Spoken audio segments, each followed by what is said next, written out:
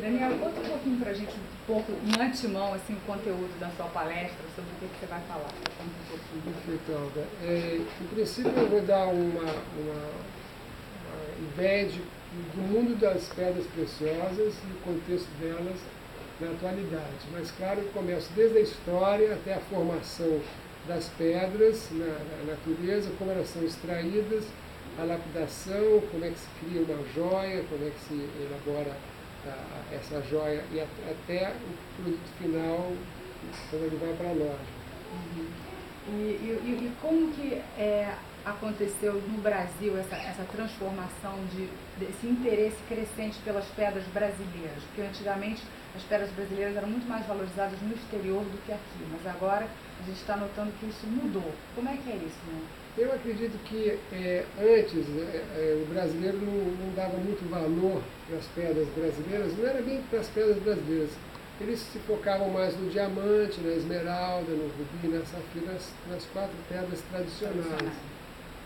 E com o tempo, as pedras elas se tornaram mais populares, mais acessíveis também, e mais importante é que a moda passou a fazer parte das joias. As joias passaram a fazer parte da moda, então ela se integrou muito mais à moda do que é propriamente só a joia como um objeto de luxo e de valor. Ela realmente é um complemento fundamental para a mulher.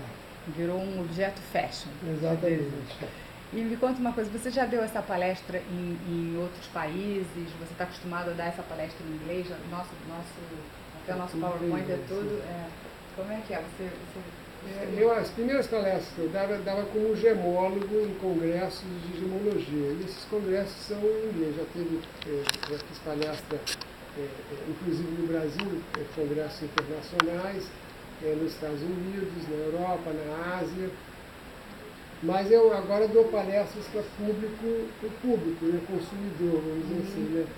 E eu dou principalmente em português, que eu dou aqui no Brasil, mas já dei na Tailândia uma vez, foi até muito engraçado, porque eu tinha exatamente essas joias atrás de mim, eu comecei as senhoras todas elegantes, todas vestidas de seda, estavam num banco, no back house do banco. Aí tinha umas 30 pessoas, 30 senhoras.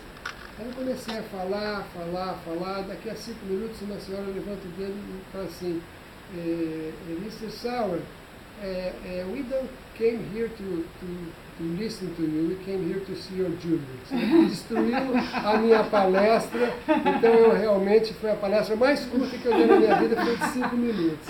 Mas aí pelo menos eles compraram a exatamente. Straight to the point. Straight to the point. Tá ótimo, obrigada. Obrigado, Luciano.